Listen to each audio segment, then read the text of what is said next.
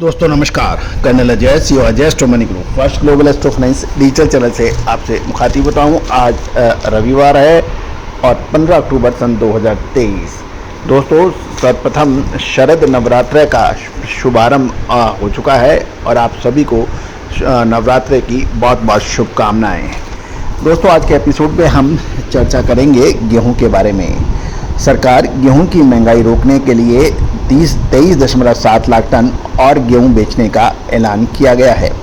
गौरतलब है कि सरकार ने गत अगस्त महीने में 50 लाख टन खुले बाजार में बेचने की घोषणा की गई थी तथा साप्ताहिक ओपन मार्केट सेल स्कीम के तहत खुले बाजार में बिक्री का टेंडर दिया जाता रहा है। लेकिन देश में रोलर फ्लोर मिल अभी भी प्रोसेसिंग के अनुरूप उनको गेहूं नहीं मिल पा रहा है, जिससे गेहूं के दाम लगातार तेज हो रहे हैं।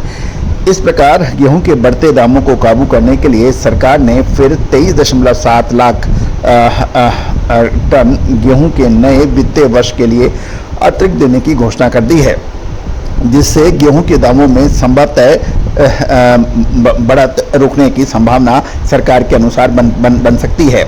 गौरतलब है कि गत बुधवार को 2 लाख टन का देश में गेहूं की बिक्री की ऑफर की गई थी, जिसमें 1.9 लाख टन ही बिक पाया।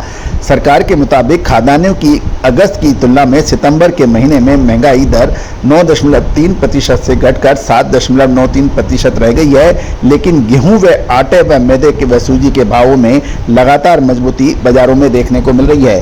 गौरतलब है कि हमने आपको याद होगा कि अक्टूबर महीने में महत्वपूर्ण मूव गेहूं के में रहने की संभावना अग्रिम जताई थी, जो कि सत्य साबित होती देखी जा रही है।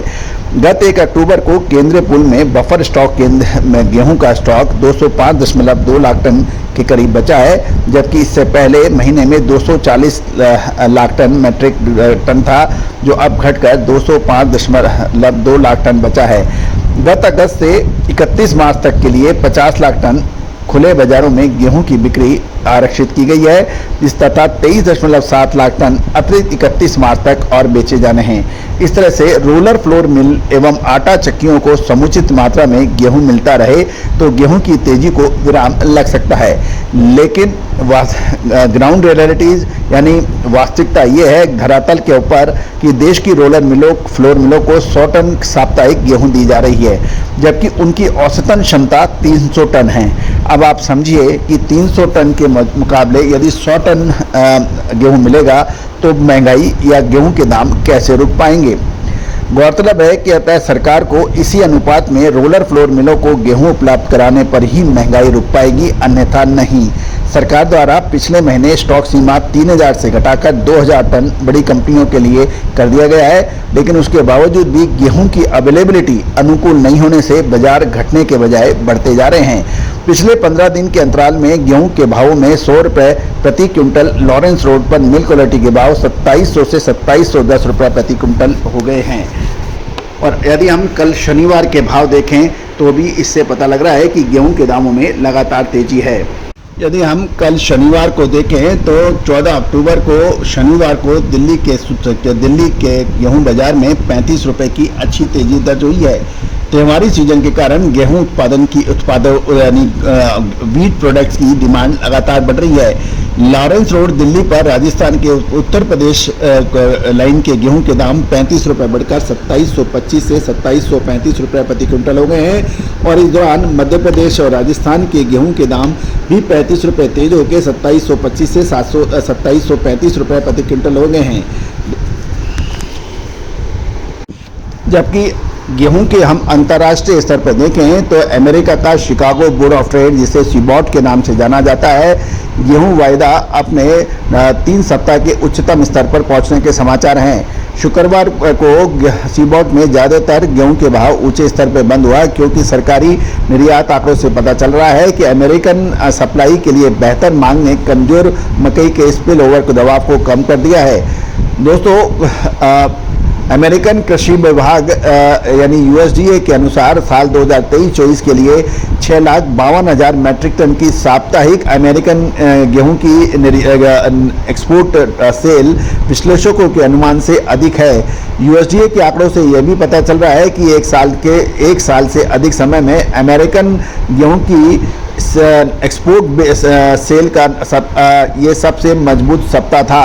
यूएसडी ने एक अलग से डेली रिपोर्टिंग में ये भी कहा है, निर्यातकों ने चीन को 1,81,000 metric ton American red winter गेहूं बेचा है, जो 2 सप्ताह में इस तरह की दूसरी बड़ी खरीद मानी जा रही है।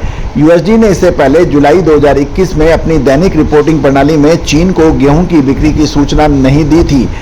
दोस्तों, ये भी एक इम्पॉर्टेंट बात यह है क्योंकि अंतर्राष्ट्रीय बाजारों में जियो पॉलिटिकल टेंशन का असर पड़ रहा है। एक तरफ रूस और यूक्रेन के बीच लड़ाई थमने का नाम नहीं ले रही है, दूसरी ओर मध्य पूर्व में हमास और इजराइल के बीच में लगातार लड़ाई की बड़ी खबरें नजर आ रही हैं और इजराइल ने अब जवाबी हमले करते हुए गाजा पट्टी पर लगभग 11 लाख लोगों को गाजा पट्टी में शिफ्ट या खाली करने के नोटिस दिए हैं और अपनी बड़ी फौज तैनात करने का फैसला किया है। इससे अंतर्राष्ट्रीय बाजारों के अंदर जियोपॉलिटिकल और जियो इकोनॉमिकल टेंशन लगातार बढ़ने के समाचार मिल रहे हैं। दोस्तों, आपको याद होगा, हमने आपको जब गेहूं की साल 2022 में नवंबर-दिसंबर के अंदर गेहूं की बिजाई हो रही थी, उस वक्त यही कहा था कि अप्रैल मई में गेहूं के दाम घट जाएंगे, जो कि अक्षर सत्य साबित हुए थे। और उसके बाद अपना एक बुलेटिन जारी किया था, उसमें कहा था कि जुलाई अगस्त के बाद में गेहूं के दामों में बढ़ने की संभावना बन रही है। ऐसा ही कुछ देखने को मिला। दोस्तों, अब अगला 1-2 महीना गेहूं के लिए महत्वपूर्ण साबित होगा क्योंकि गेहूं की नई फसलें की बिजाई होगी और उसके आंकड़े आएंगे। लेकिन उससे पहले क्या गेहूं के दाम बढ़ेंगे या घटेंगे, इसकी विशेष रिपोर्ट के लिए संपर्क करें। All the very best, good luck, happy trading.